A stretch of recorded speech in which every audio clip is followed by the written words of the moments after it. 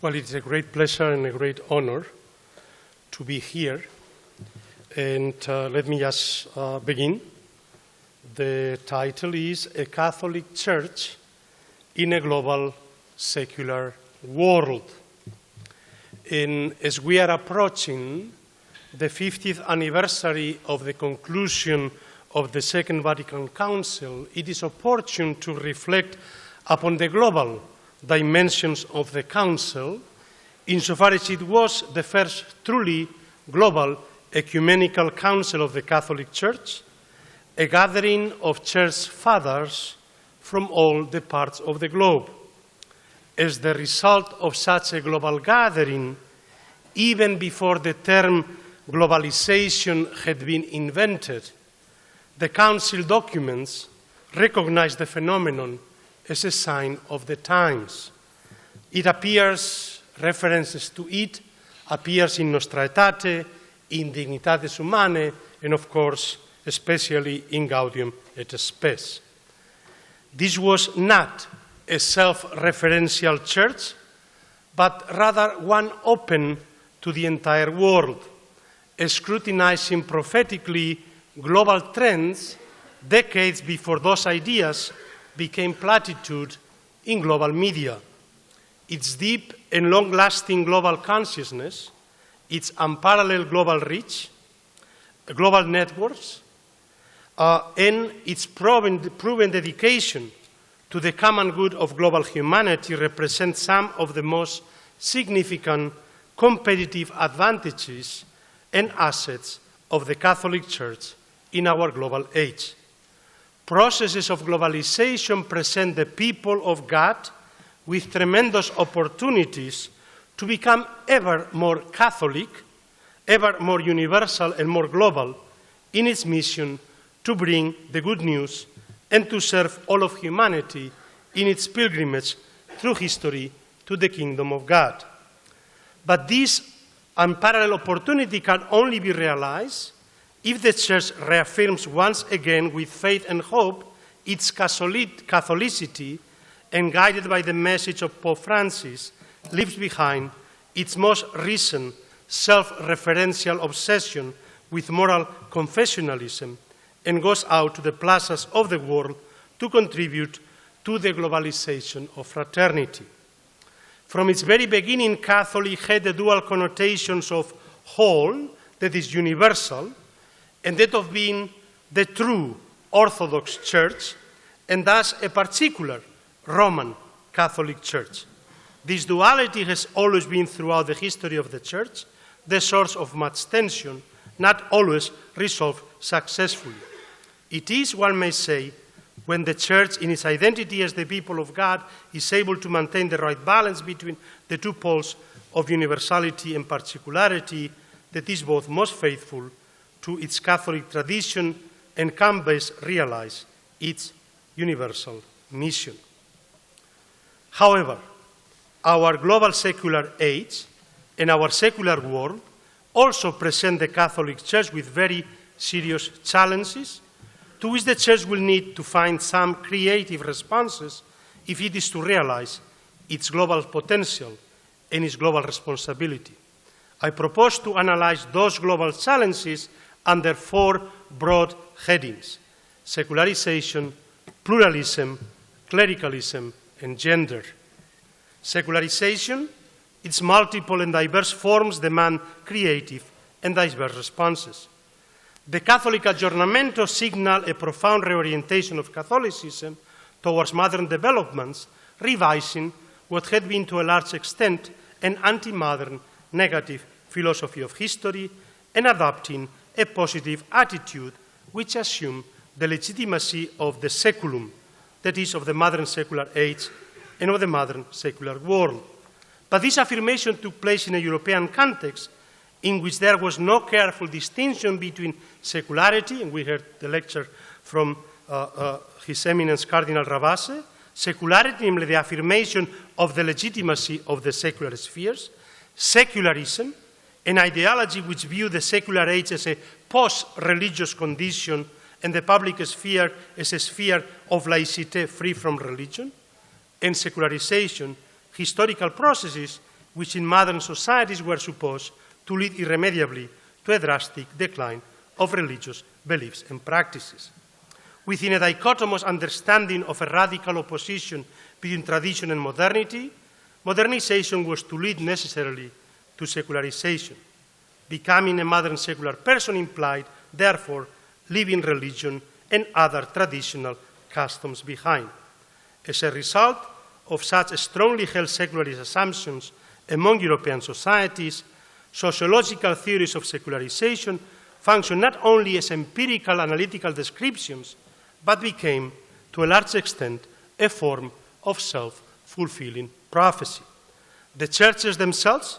as well as the analysis of a great number of theologians, internalized these secularist assumptions concerning the secular city and the death of God, and suffered, as a result, drastic internal secularization. In overreaction to this obvious threat, conservative groups within the church close ranks in an equally undifferentiated negative reaction not only to secularism, but also to the various forms and manifestations of secularity and secularization. We find ourselves, luckily, at a moment in which we can redress what had become pendular movements between extreme secularizing and anti-secular positions, and find a more balanced condition for a critical rethinking of the implications of our global secular age. One of the most significant analytical practical consequences of the recent revision of the traditional European paradigm of secularization is the recognition that secularization in the sense of a drastic decline of religious beliefs and practices is not a necessary consequence of modernization, and the different processes of modernization are connected with very diverse religious secular dynamics throughout the world. In practical terms, this means that the challenges of secularization and increasing religious pluralization are going to be different across different societies and even among different groups within the same society, and that therefore the Church's responses, in order to be adequate, will also need to vary accordingly. Obviously, the response to the challenge of aggressive atheist secularism has to be different from the response to simply hedonistic materialism, to solidaristic, exclusive secular humanism, or to the religious competition from other Christian communities and non-Christian religions, or to the competition that comes from non-religious spiritual churches. Each of these phenomena, all of which may contribute to the unchurching of Catholics, may nonetheless be carried by and be attractive to very different groups in different societies, and therefore the pastoral response has to be appropriate and commensurable. No general and uniform pastoral strategy of evangelization will be able to address adequately all of these phenomena. As Pope Francis has emphasized in the encyclical Evangelii Gaudium, in order to bear abundant fruit, today's evangelization is a task that must be carried out by the entire people of God. As a pastoral strategy, facilitating the actual intersubjective gathering of the many sectors and communities constitute the people of God may be of crucial relevance, not only in order to gain mutual understanding, but also to strengthen Catholicity within the global Church. The second challenge, pluralization and pluralism, internal and external, religious and secular. It is now empirically confirmed by comparative historical analysis that modernization does not lead automatically or irremediably to religious decline, but may actually be accompanied by religious revivals of all kinds, depending upon the phenomenological experience that accompanies processes of modernization in various settings. What comparative analysis, however, tends to show firmly and much more uniformly is that what characterizes modernization almost irremediably is indeed increasing pluralization of all kinds. Globalization only enhances and heightens this pluralization of options, individual, communitarian, as well as collective, in all kinds of directions, religious and secular. For the Catholic Church, the proper response to increasing pluralization internally and externally ought to be not uniform, self-enclosed exclusivity, but rather the recognition that plurality and pluralism, in unity with the Bishop of Rome and with the local bishop, is both theologically and sociologically a sign of universality, Catholicity, and wholeness. It is also sociologically speaking the most appropriate and effective pastoral strategy. While the growing secularization of European societies represents a significant challenge for the Catholic Church, no less challenging is the significant growth of religious pluralism in many previously homogeneous Catholic societies, such as Latin America or the Philippines. Partly in response to the sociological evidence that in the United States and elsewhere, conservative churches were growing at the expense of more liberal churches, there has been what is, in my view, a misplaced diagnosis of the challenges facing the Catholic Church today. Blaming the post-Vatican II liberalization for the confusion and the loss of the faithful, there has been the attempt to close ranks in a defensive, assertive, and self-enclosed church which abandoned its Catholicity or its Catholic all-inclusive identity for a more pure and exclusivist, quasi-sectarian community. While such a strategy may be appropriate for Protestant denominations within an internally competitive, plurally religious market, it is self-defeating for a Catholic Church whose greatest competitive resource is its Catholicity and its rich and complex internal pluralism, which can best accommodate the very different challenges of pluralization in various local and national contexts. For complex reasons, much of European Catholicism never made the transition from the early modern ascriptive and prescriptive territorial parish that accompanied the vigorous renewal associated with the Council of Trent and its ecclesiastical reforms to the kind of modern voluntary communities and associations which one finds throughout the history of immigrant America and in contemporary global cities, which by definition cannot be prescribed from above, but must be self-generated from the grassroots of the people of God. As Pope Francis emphasized in Evangelii Gaudium, the local parish, the national churches, and the global church need to reinvent themselves as communities of communities. The faith of the people of God is increasingly plural and diverse,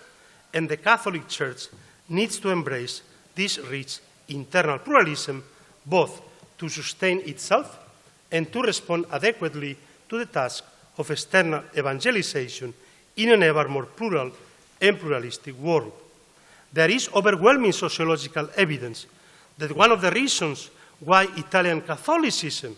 for instance, is doing much better than Spanish Catholicism, or why Catholicism in Brazil or in the Philippines has also been able to confront relatively well the challenge of Pentecostal churches, is due to their rich and complex internal pluralism.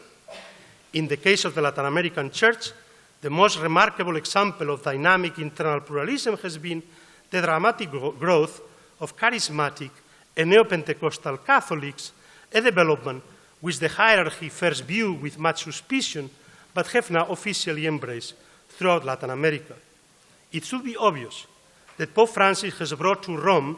this experience of a rich, vibrant, and internally pluralist Latin American church, which is less concerned with its ecclesiastical identity and purity and more focused on the spiritual and material needs of the people of God.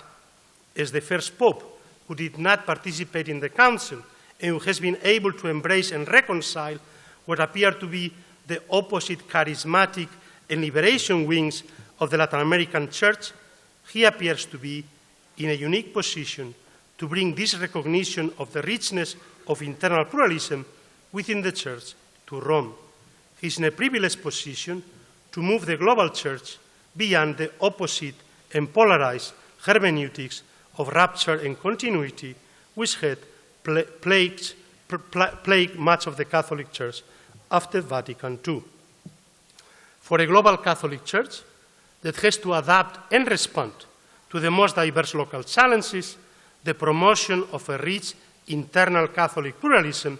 often nurtured from below, is a more fruitful way to respond creatively to the diverse task of evangelization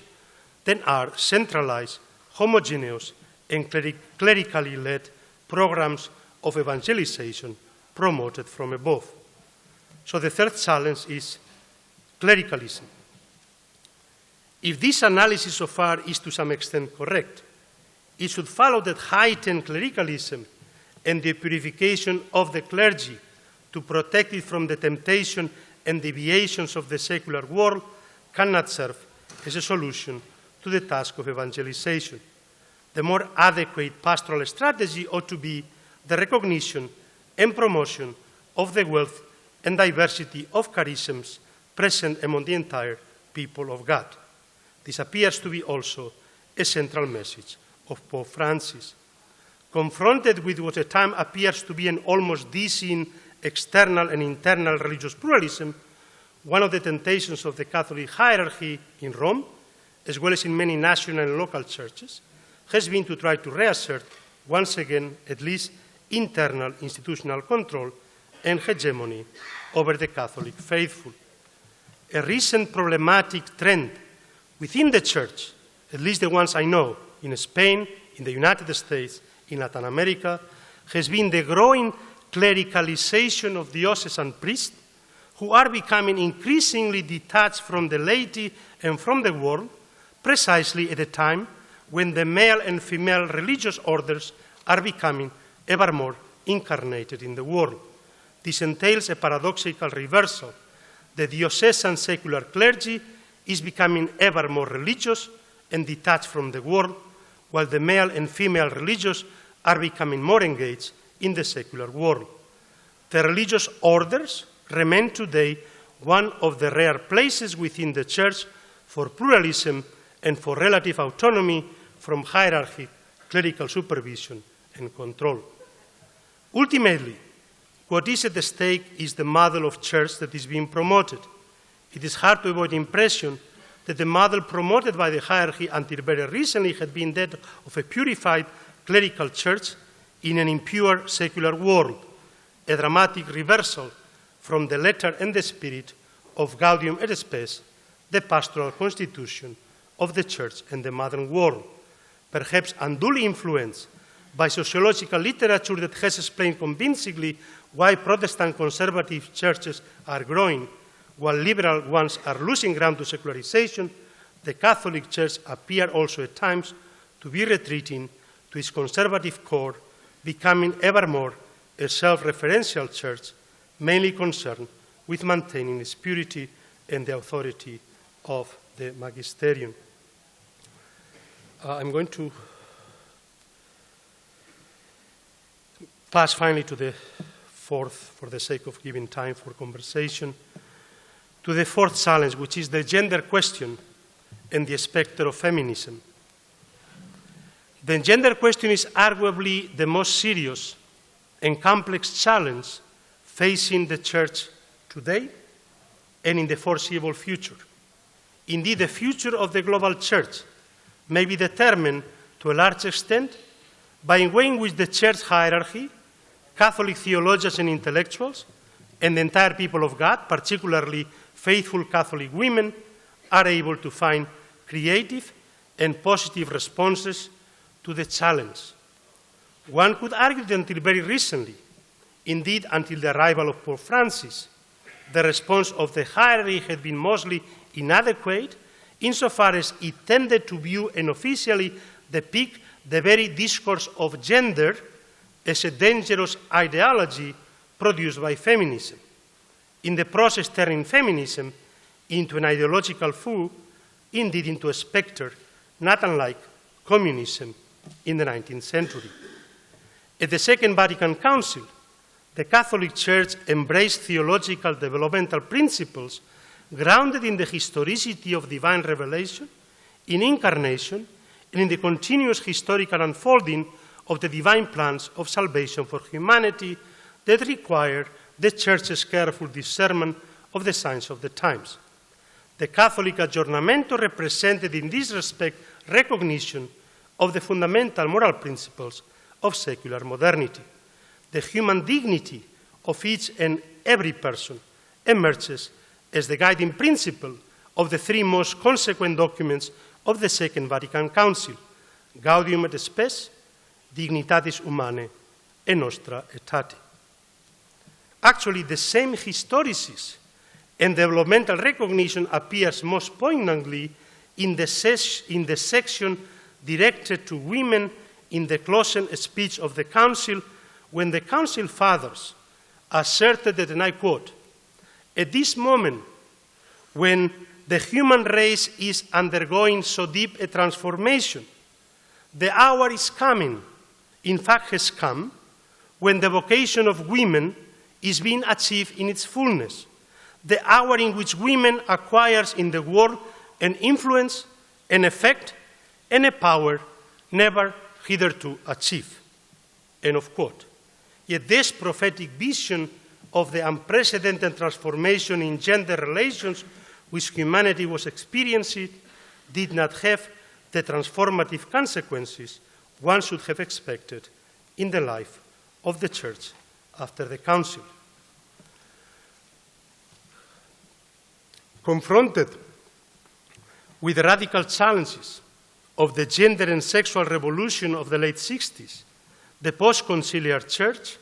seemed to be backpedaling and abandoning the historicist, prophetic, and forward-looking discernment of the signs of the times,